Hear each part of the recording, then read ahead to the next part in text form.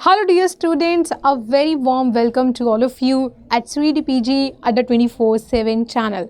तो जैसा कि आप सभी ने मुझे भर भर के परेशान किया, रोज़ डेली क्लासेस में भी कहते हो, ईमेल्स पे भी मुझे बहुत ज़्यादा लिखते हो कि मैम ये जो अपकमिंग 20 डेज़ हैं उनको बेस्ट तरीके से कैसे यूटिलाइज़ किया जाए।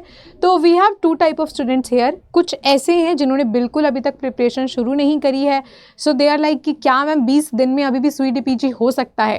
एंड अदर साइड पे दूसरे वो बच्चे हैं जिन्होंने ऑलमोस्ट सिलेबस को कवर अप कर लिया है, but they want to know कि इन 20 दिनों को सबसे बेस्ट तरीके से कैसे चैनलाइज किया जाए कि आपका जो स्कोर है वो सबसे बेहतरीन बन सके। तो आज मैं दोनों ही तरीके के स्टूडेंट्स के बारे में यहाँ पे बात करने वाली हूँ। तो उससे पहले चैनल को सब्सक्राइब कर लेना, वीडियो को लाइक कर देना, बिकॉज यहाँ पे आपको अपकमिंग वीडियोज़ बहुत ज़्यादा अच्छी और अमेजिंग मिलने वाली है रिलेटेड टू योर एग्जामिनेशन। चलिए तो बिना देरी करे शुरू करते हैं। Let's talk about the last 20 days, the most asked strategy, यानी कि 20 कदम और पेपर खत्म। तो यहाँ पे I am going to share the latest जो भी बेस्ट स्ट्रैटेजी रहेगी अपकमिंग एग्जामिनेशन के लिए, मेरे पर्सनल पॉइंट ऑफ व्यू से, जो मेरा एक्सपीरियंस रहा है, जो मैंने अपने एग्जामिनेशंस के दौरान यूज़ करी थी। चलिए तो सबसे पहले हम शुरुआत करते हैं स्लाइड 1 से। सो यहाँ पे 20 दिनों को मैंने अलग अलग 3 पार्ट्स में जो है बाइफिकेट किया है। सबसे पहला है आपका 7 डेज़, जहाँ से आप शुरुआत करोगे। It is the starting point, जहाँ पे मैं आपको बिल्कुल ज़ीरो से बताने वाली हूँ। ये उनके लिए है जिन्होंने बिल्कुल ही अभी कुछ भी शुरू नहीं किया है, और उनके लिए भी है जिन्होंने ऑलमोस्ट यूनिट्स को कवर अप कर लिया है लेकिन अच्छा स्कोर नहीं कर पा रहे हैं मॉक टेस्ट में। तो सबसे पहले आपको क्या करना है 7 दिनों में, वो मैं आपको बताऊँगी। देन हम नेक्स्ट वीक में, नेक्स्ट 7 डेज़ में बताऊंगी आपको कि कैसे आपको एक बिगिनर से बनना है प्रो मैक्स। तो प्रो मैक्स तक पहुंचने के लिए सबसे पहले आपको बनना पड़ेगा प्रो, है ना। तो यहाँ पे मैं आपको नेक्स्ट अपकमिंग 7 डेज़ में बनना सिखाऊंगी प्रो, कि आपको प्रो कैसे बनना है, जहाँ पे मॉक टेस्ट और स्ट्रैटेजीज़ के बारे में बात करेंगे। अब नेक्स्ट थर्ड पार्ट का जो लास्ट के फ्यू डेज़ बचे हैं, बिकॉज यहाँ पे मैंने एग्जैक्ट 20 डेज़ का काउंट क्यों नहीं लिखा है, क्योंकि हो सकता है कुछ बच्चे इस वीडियोस को बाद में देख रहे होंगे तो उनके लिए वो थोड़ा सा ऊपर नीचे फिर हो जाएगा अगर मैं एग्जैक्ट अमाउंट ऑफ डेज़ गिनूंगी। तो यहाँ पे मैंने 7 डेज़ के बाद के जो कुछ दिन बच्चों के हैं उनको फ्यू डेज़ में काउंट कर लिया है, चाहे वो आपका 2 दिन है, 3 दिन है, 4 दिन है, 6 दिन है, ठीक है। तो यहाँ पे द फाइनल थिंग मैं आपको बताऊंगी, how to become the pro max and how to score 250+ out of 300 marks. चलिए तो लेट्स बिगिन। तो यहाँ पे हमारा टारगेट रहने वाला है that we all want to score 250+ out of 300, at least 220+ तो होना ही होना चाहिए। चलिए जी, तो सबसे पहले हम शुरुआत करते हैं हमारे फर्स्ट वीक से, जो हमारा शुरुआती दौर का वीक रहने वाला है। वहाँ पे हम लोगों को क्या करना है, तो सबसे पहले तो आप सारे यूनिट्स को लेकर के बैठिए, हर एक यूनिट के कंटेंट को देखिए और फिर यूनिट वाइज टारगेट्स को लीजिए। जो यूनिट्स आपकी बड़ी हैं उसके लिए थोड़ा सा ज़्यादा समय, जो छोटी छोटी सी उनके लिए बहुत कम समय। कंटेम्प्रेरी चैलेंजेस और पब्लिक पॉलिसीज़ के लिए तो अलग से दिन गिनने की ज़रूरत ही नहीं है, वो तो ऐसे ही आधा एक घंटे में हो जाता है, ठीक है। इसके अलावा बची आपकी टॉप 5-6 यूनिट जहाँ से आपके क्वेश्चंस आते हैं। पिछले 2024 का जो पेपर था उसमें इंटरनेशनल रिलेशंस यूनिट्स ने जो है सबसे ज़्यादा क्वेश्चंस वहाँ से आए थे। इसके अलावा ऐसा बिल्कुल कंफर्म हम नहीं कह सकते कि इस साल का पेपर भी आईआर से सबसे ज़्यादा आएगा। There are other units as well जो काफ़ी ट्रेंडिंग रहती हैं, जैसे कि इंडियन गवर्नमेंट जो पॉलिटी है, वेस्टर्न पॉलिटिकल थॉट, ठीक है। तो यहाँ पे आप लोगों को अपने वीकली स्टडी प्लान बनाना है कि आप कौन से दिन कौन से यूनिट कर रहे हो और कितनी यूनिट कर रहे हो। नाउ इट्स हाई टाइम कि आप एक एक यूनिट में एक एक दिन बर्बाद ना करो, लेकिन फिर भी जो अच्छी बड़ी यूनिट है जैसे कि इंडियन गवर्नमेंट है या फिर इंटरनेशनल रिलेशंस है, आप उनको एक दिन पूरा दे सकते हो। उसके अलावा कंपैरेटिव पॉलिटिक्स को भी और WPT को भी आप एक एक दिन दे सकते हो। तो अगर आप एक एक दिन भी इन अच्छी वाली यूनिट्स को, जो इनको हम ट्रेंडिंग बुला सकते हैं, तो भी दोगे एक एक दिन, तब भी आपका 1 वीक का प्लान बहुत प्यार के साथ बनेगा। लेकिन इसका मतलब केवल थ्योरीज नहीं पढ़ना। बहुत बच्चे मेरे पास से मिले, क्योंकि अभी हमारा ऑफलाइन मीटअप भी हुआ था, तो वहाँ पे कई बच्चों ने कहा कि मैम हमने पढ़ सब कुछ लिया है, सारी थ्योरीज कर ली है, लेकिन नंबर नहीं आ रहे हैं। तो यहाँ पे आपको क्या पढ़ना है, यहाँ पे आपको यूनिट वाइज टारगेट्स में पढ़ना किस प्रकार से है, you need to do concept plus MCQs। जैसे ही आपने एक प्रकार की यूनिट को ख़त्म किया, तुरंत ही उसके MCQ लगाइए और देखिए कि आपकी वीकनेस कहाँ पर है, कहाँ पे आपसे प्रश्न नहीं बन रहा, जाकर के उसको करेक्ट करिए।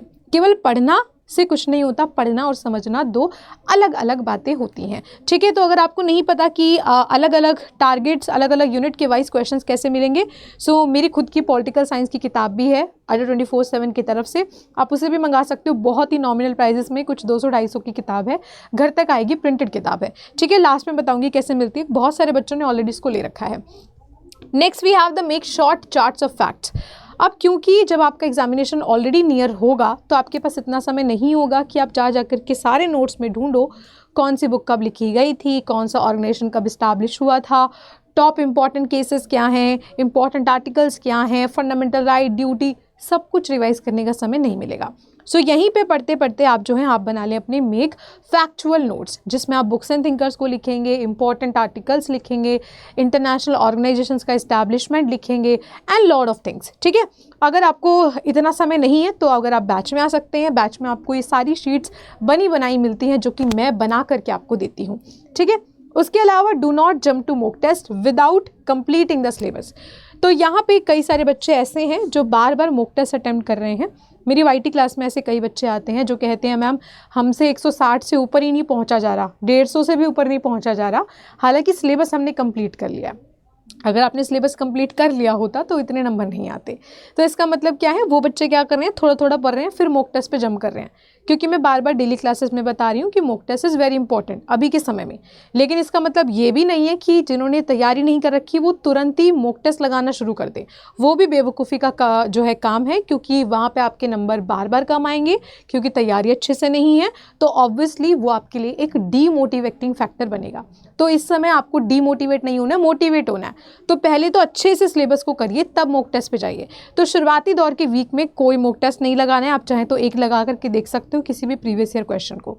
यहाँ पे do not jump to mock test until you आपका जो सिलेबस है वो कंप्लीट ना हो जाए, ठीक है। चलो now let's come to next strategy जो कि नेक्स्ट अपकमिंग 7 डेज की होने वाली है, how to become a pro person. अब यहाँ पे एक बेसिक मैंने आपको बता दिया, ये दोनों तरीके के बच्चों के लिए काम करेगा। जिन्होंने ऑलरेडी सिलेबस कर लिया है they can more focus on the MCQ part and the factual sheets, ठीक है।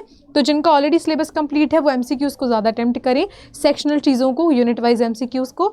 उसके अलावा यहाँ पे आप शॉर्ट नोट्स को तैयार कर लें अपनी सारी इंपॉर्टेंट फैक्ट्स को, ठीक है, बिकॉज MCQ क्वेश्चंस आते हैं तो फैक्ट काफ़ी पूछे जाएंगे। Next we have how to become a pro person. Now you have the basic analysis, basic knowledge of the syllabus. तो यहाँ पे अब आपको मॉक टेस्ट अटेम्प्ट करने हैं और सेक्शनल टेस्ट पहले अटेम्प्ट करने हैं। सेक्शनल टेस्ट का मतलब जैसे कि सारे क्वेश्चंस WPT के, सारे क्वेश्चंस IPT के, सारे क्वेश्चंस इंडियन गवर्नमेंट के, ये सभी क्वेश्चंस मैं ऑलरेडी यूट्यूब पे करवा चुकी हूँ। पिछले कई महीनों से मैं क्वेश्चंस करवा रही हूँ। आप चाहें तो उनको भी क्वेश्चंस को विदाउट पहले मेरा आंसर जवाब सुने उनको एज अ क्वेश्चंस की तरह अटेम्प्ट कर सकते हैं। बार बार भटकने की ज़रूरत नहीं है कि मैम कहाँ मिलेंगे।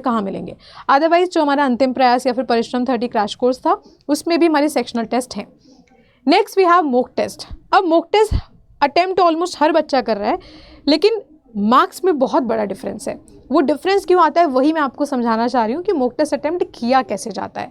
सबसे पहले तो रिकॉर्ड ईच स्कोर, चाहे आपने 5 दिए हैं, 3 दिए हैं, 4 दिए हैं, 10 दिए हैं, हर एक मॉक टेस्ट का आपको स्कोर रिकॉर्ड करना है। टेबल बनानी है, टेबल में mock 1, mock 2, mock 3, mock 4, mock 5 इस तरीके से पहले नाम लिख लो और उसमें टोटल स्कोर कितना बना था।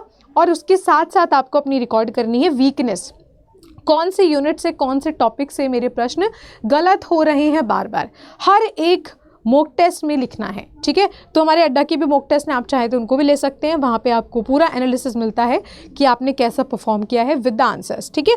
तो यहाँ पे अपने वीकनेस पॉइंट्स को गिनिए अगर आप कहीं और से भी अटेम्प्ट कर रहे हैं तो। उसके बाद काफ़ी बच्चे मेरी यूट्यूब क्लास में आते हैं कि मैम हम 250 ऑलरेडी स्कोर कर रहे हैं, 220 ऑलरेडी स्कोर कर रहे हैं। लेकिन बेटा अगर आप एक मॉक टेस्ट या 2 मॉक टेस्ट अटेम्प्ट करके कह रहे हो कि हमारे इतने मार्क्स आ रहे हैं, उसका मतलब कतई नहीं है कि आपकी CUET में इतने नंबर आएंगे, क्योंकि हर मॉक टेस्ट का लेवल अलग होता है, वो अलग प्रकार के लोगों ने बनाया होता है, अलग प्रकार के प्रश्न होते हैं। तो आपको एटलीस्ट 10 मॉक टेस्ट तो देने ही देने हैं, this is the minimum number. तो कम से कम आपने 5-10 मॉक टेस्ट दे दिए, तब ऑन एन एवरेज आपका क्या नंबर आ रहा है, दैट डिपेंड्स कि आपकी प्रिपरेशन लेवल कैसी है। अगर आप ऑन एन एवरेज 200 से पार ला रहे हो, दैट मीन्स आपका एवरेज वही 210, 220 वाला नंबर है, ठीक है। लेकिन अगर आपका 1-2 में 220 आए, बाकी में 150, 180, 170 आ गए, देन यू कांट से कि मैम हमारे 200 से पार आ रहे हैं, ठीक है। सो मॉक टेस्ट आपको कैसे अटेम्प्ट करनी है, हर एक मॉक टेस्ट का जवाब देखिए, पूरी एनालिसिस उसका करिए, बाकी के 4 ऑप्शंस में से जो 3 थे वो क्यों नहीं है, इस चीज़ का एनालिसिस करिए। मैं ऐसे ही पढ़ती थी कि अगर क्वेश्चन में जो आंसर है बाकी के 3 उसका जवाब क्यों नहीं है और उनसे रिलेटेड क्या क्वेश्चन बनेगा, मैं इस तरीके से मॉक टेस्ट अटैम्प्ट करती थी। इसलिए मेरा एक मॉक करने में पूरा दिन जाता था। पहले मैं उसे प्रॉपर 3 घंटे का टाइम लगा के, क्योंकि पहले तो ज़्यादा समय होता था ना, अब तो आपके पास कम समय है, तो प्रॉपर 90 मिनट्स का टाइम लगा करके मॉक देना है। उसके बाद प्रॉपर, चाहे आपको घंटे लगे उसके आंसर्स को पढ़ने में, एनालिसिस करने में, लगाइए, बिकॉज वो वर्थ इट होगा आपके लिए। ठीक है, उसके बाद अब हम चलेंगे द फाइनल स्टेज, यानी कि how to become the pro max. तो we have the last thing here which is revision, revision and revision. लेकिन रिवीजन का मतलब ऐसा कतई नहीं है कि जो 7 दिन में आपने चीज़ें पढ़ी थी दोबारा उसको उठा करके पन्ने पलटना शुरू कर दो। रिवाइज क्या करना है, जो लास्ट के केवल फ्यू डेज़ हैं, 2 दिन, 3 दिन, 4 दिन, उसमें आपको करने हैं शॉर्ट नोट्स को रिवाइज, जो आपने ऑलरेडी सिलेबस पढ़ते समय बनाए होंगे। देन आपको फैक्चुअल शीट्स को बार बार देखना है, बिकॉज फैक्ट ऐसे होते हैं जो आपको एक बार देखने से याद नहीं रहेंगे। तो अगर आप उसको 10-20 बार देख लोगे तो कम से कम 100 चीज़ों में से 10-20 तो आपके दिमाग में फिट हो ही जाएंगी। अब next we have books and thinkers को लड़ लेना है, क्योंकि books and thinkers is the most easiest question जो आपसे पूछे जाएंगे। तो चाहे वो इंटरनेशनल रिलेशंस के हैं, पॉलिटिकल थ्योरी के हैं, WPT के हैं, IPT के हैं, इनको आपको याद रखना है। अब next we have the trending units को ज़्यादा रिवाइज करना है। ट्रेंडिंग यूनिट्स जैसे कि international relations, Indian government, WPT, ठीक है, ये कुछ ट्रेंडिंग यूनिट्स हैं जो अक्सर जिनसे ज़्यादा क्वेश्चंस आपको देखने को मिलेंगे। So you have to revise them in the last जो फ्यू डेज़ होंगे। ठीक है, सारी यूनिट्स तो नहीं कर पाओगे, तो यू कैन लेफ्ट उस समय पे कंटेम्प्रेरी इशूज़ टाइप की यूनिट्स, पब्लिक पॉलिसी जैसी। पब्लिक पॉलिसी बिल्कुल नहीं छोड़नी है, उसको पहले आप कर चुके होंगे, जो आपको मैंने पहले वाला वीक प्लान बताया।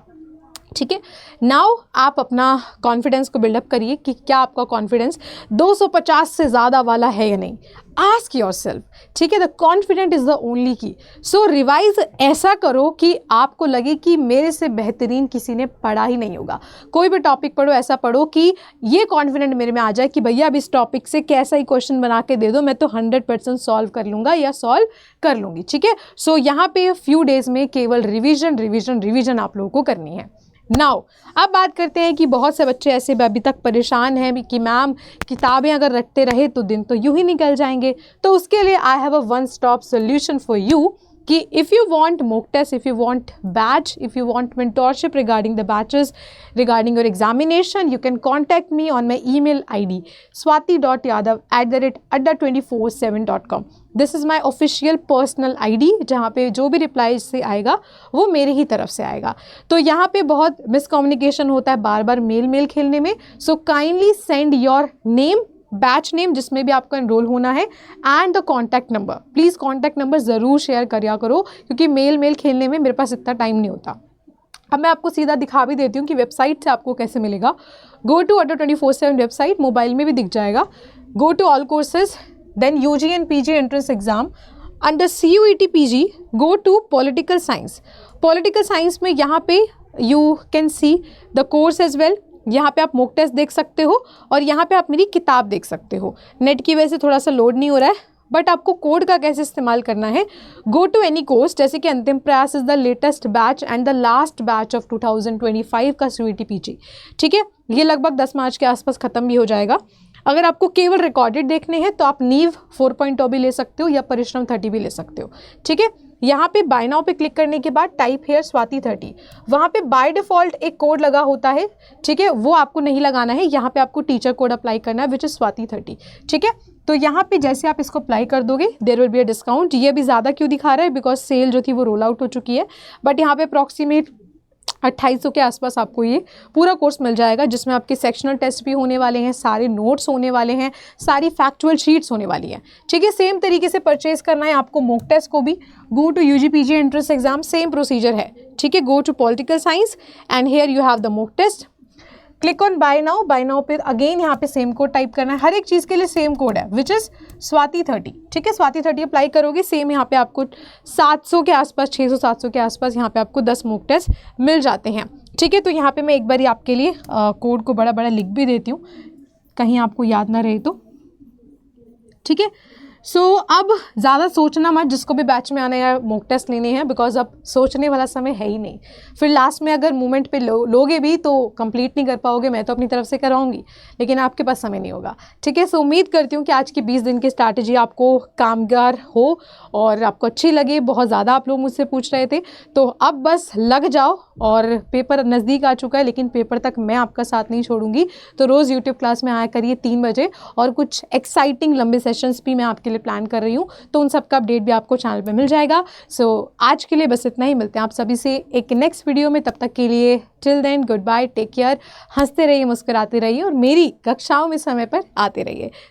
All the very best, bye bye.